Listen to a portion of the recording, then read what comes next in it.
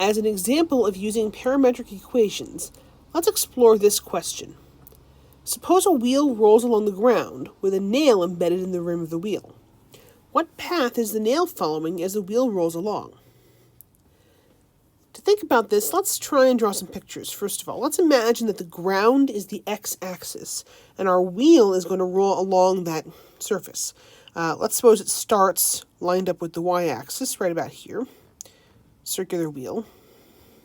Okay. Let's say the radius of the wheel is 1, so this is therefore 2. And let's suppose our nail starts right at the bottom of that wheel. So our nail is right here at the bottom. Now what happens as that wheel rolls along? Well, it's going to roll in this direction. Eventually it'll end up over here looking like this. And where will the nail be? Well, as the wheel has rolled, the nail got lifted up and now it's sort of toward the back of the wheel. In fact, this distance here along the edge of the wheel should be the same as the distance along the ground that the wheel has traveled. Right? If we keep going, that wheel will go further and further and further, eventually all the way out to here. And that nail is going to keep on rising as the wheel keeps rolling, right? Eventually it ends up over here. Eventually, that nail will end up at the top of the wheel. And the path is probably something like this.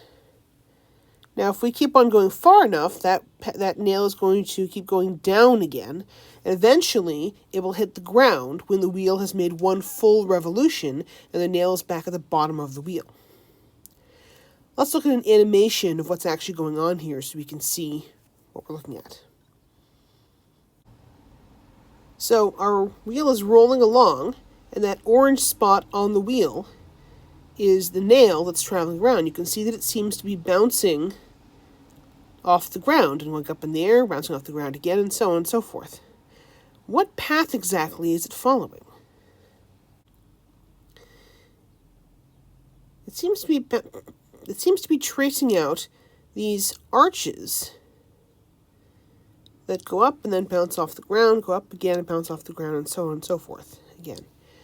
Let's see if we can figure out the parametric equations that describe the position of that nail at every moment in time. To start figuring out the equations that describe the curve that our nail is chasing out, I'd like to break this problem up into two pieces. One part will be the rotation of the wheel.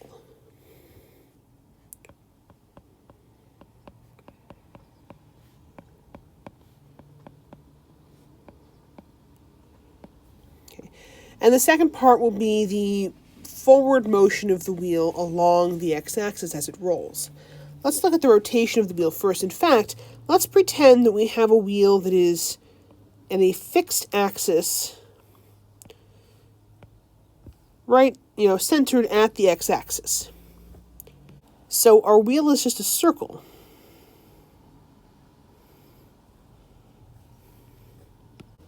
And the nail that's embedded on that wheel is going to travel around that circle. Now, what direction is it going to travel? It's going to start at the bottom of the wheel because we assumed that that nail starts at the bottom of the wheel when the wheel is aligned with the y-axis at the very beginning of the process. That nail is then going to travel clockwise around the wheel because if the wheel is rolling to the right along the x-axis, that nail is going to travel in this direction. So what system of equations do we need to get a path that is a circular path that starts at the bottom of that circle and goes around clockwise? Well, the usual equations to get a circle, the most common equations for a circle in parametric equations would be x equals cosine of t and y equals sine t. The trouble is that if we start here, then when t is 0, we're actually going to start right here on the rightmost side, because that's actually the angle 0. This is literally giving us the unit circle in which the the default positive direction is counterclockwise, and we start on the positive x-axis and move this way. But that's not what I want this time. I want to start in a different position and go a different direction. So we need to fix this. It turns out there are lots of different sets of parametric equations that can give us a circle. In particular, you can swap which one of the variables is cosine and which one is sine, and you'll still get a circle. We'll just change where it starts. Since our y is starting not at 0 but at -1, and is then going to go towards +1 and then back down to -1, our y should actually be the cosine in this case, cosine of t. Meanwhile, our x is starting at 0 because we're actually on the y-axis. That means our x is 0, our horizontal position is 0, and we're going to move left and right. So our x is going to involve sine of t. Here's the problem, is that cosine starts at 1. The cosine of 0 is 1. That would mean that our y-coordinate should start at the top of the circle right here. That's not what we want. So how do we fix this? Simple. If we just negate the cosine of t, now our y will start at -1 and then go up to 1 and back down to -1 and so on. We still have a problem though, because when t is close to 0, sine of t is increasing. That means that our x is getting to be a bigger positive number, which means we're going to end up going in this direction, counterclockwise. And again, that's not what we want. We need our x to start off going down to -1 and then back up to +1. So how do we fix that? Simple. We just negate sine t. Now you can check by eliminating the parameter, by in fact squaring both the x and the y, and showing that x squared plus y squared equals 1, which means that these parametric equations will still give us a circle of radius 1 centered at the origin. But it's a circle that starts, when t is 0, starts at the bottom of the circle that we want and travels around it clockwise the way we want. You can check this. So these are good parametric equations for the rotation of the wheel if that wheel had a fixed axis at the origin. That is obviously not the case for our problem here, but it's a good start. So now separately, let's look at the next question here. Let's look at the motion of the wheel forward to the right along the x-axis. The rightward motion along the x-axis.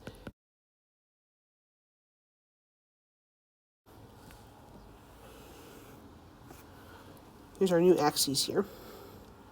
In fact, let's look at where the center of the wheel starts and how it travels. So if our wheel has radius 1, which we've assumed here,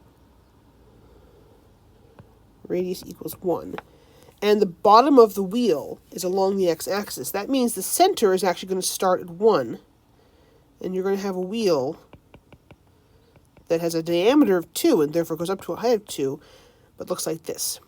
And in fact, the center is going to travel in a straight horizontal line in this direction. This is the center of the wheel. So what parametric equations describe the position of the center of the wheel? Let's make that a different color so we can distinguish this. Well, our y is pretty easy. Our y for the center of the wheel is just 1. It's always 1. Everywhere on this entire line, the y-coordinate is 1. The x-coordinate is going to increase as we travel. So the x-coordinate needs to be a function of t.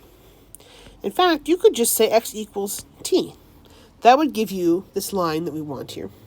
The trouble is we need to make sure that we're traveling along this line at exactly the right speed, because the wheel is rolling at a certain speed, and that's going to determine how fast we go. We could put any coefficient we want in front of the t, say x equals 5t, and we'd still have the same line, but we would travel it faster. So the question is, how fast are we going? To answer that, we can say, well, because of the equations we chose for the rotation of the wheel, the implicit assumption we've made here is it takes one period of the sine and cosine functions for the wheel to rotate once around. Now, one period for sine or cosine is 2 pi. So it takes 2 pi seconds for the wheel to rotate once.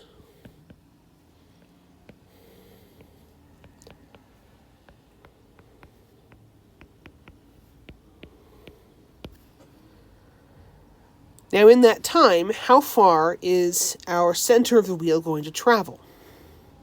Well, the distance it's going to travel is what you would get if you unroll the circumference of the wheel along the x-axis.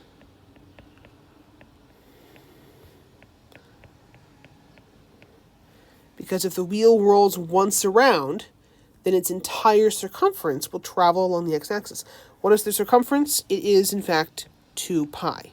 That's the case because the radius of the wheel is 1. If the radius were different than 1, we'd have a different answer here. But what this tells us is that our motion on the x-axis, the center, is going to also have traveled 2 pi units. So in 2 pi seconds, the wheel is traveling a total of 2 pi units of distance. So what does that mean? That means that x equals t, that's correct. In fact, we could put a 1 as our coefficient here. X equals 1t, that is the correct parametric equation for the position of the center of the wheel. So now let's try to put these two pieces of information together. We've figured out that the position of the center of the wheel at any moment t is x equals t and y equals 1. That's telling us where the center of the wheel is. That goes along this line right here. The center of the wheel would start at position 1, actually position 0, 1, and it will travel along. Y will always be 1, and the x will increase as we move along.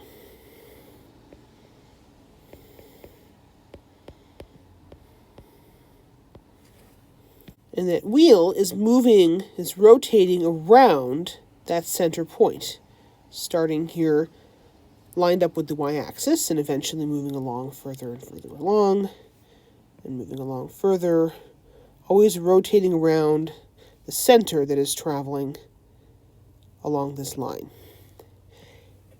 And at any moment in time, we know the position of the nail relative to the center. At time 0, the nail is directly below the center.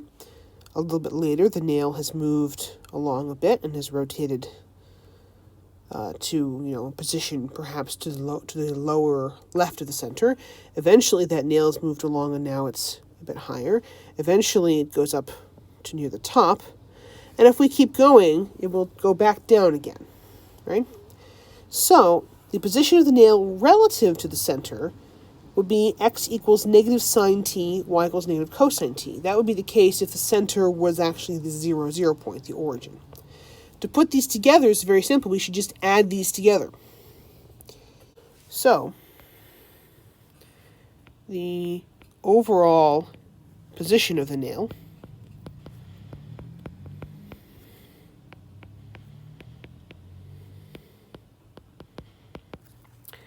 is going to be the sum of the two functions for x and the sum of the two functions for y. X is going to equal t plus negative sine t, so t minus sine t. And y is going to equal 1 minus cosine t. And it turns out these are exactly the equations that we need to describe the curve that we get. So let's graph that curve a little more precisely this time. The equations are x equals t minus sine t, and y equals 1 minus cosine t. So let's get some labels on our axes here. Let's say that here's 1, here's 2. Now along the x-axis, I could mark 1 and 2, but if this is 1, 2, and 3, then pi is a little further than that. It's over here. And 2 pi will be twice that far. So right about here. Here's 2 pi. We can keep on going. So here's 3 pi, and so on. Okay. When t is 0, x is going to be equal to 0 minus sine of 0. Now, sine of 0 is 0, so that's going to be right here at 0. And meanwhile, the y is going to be 1 minus cosine of 0, but cosine of 0 is 1, so 1 minus 1 is 0. So our x and y both start at 0. When t gets to pi seconds later, x is going to be pi minus the sine of pi. Now, sine of pi is 0, so x is just pi. So we're actually at the x-coordinate pi, somewhere along here. And our y is 1 minus cosine of pi. Now, cosine of pi is negative 1, so 1 minus negative 1, that's 2. So our y is 2. In fact, that is the greatest height that we will reach here because cosine of pi, well, because cosine of t can go as high as 1 and as low as negative 1, and 1 minus negative 1 is 2, so that's actually the maximum value for this curve. Now, when t gets up to 2 pi, you can plug that back in. We'll find that x is equal to 2 pi, and y is equal to 0. Now, x is not just equal to t. It just so happens we've chosen values for t where the sine of t goes to 0. But x will start off going a little slower. Y is going to rise quickly, while our x kind of slows down a bit, and eventually the x kind of goes and catches up as the top of the wheel turns. And we're getting a kind of a curve that looks something like this, and goes along back down again, down here, bounces off and goes back up again. When t is 3 pi, our x will again be 3 pi, and our y will be 2, so we'll go back up like this, up to here, and so on. And we'll keep just bouncing up and down, bouncing off the x-axis here indefinitely. In fact, we can start somewhat earlier. We can start at minus infinity, let's just say. That is the curve that we're getting. And the name of this curve is a cycloid.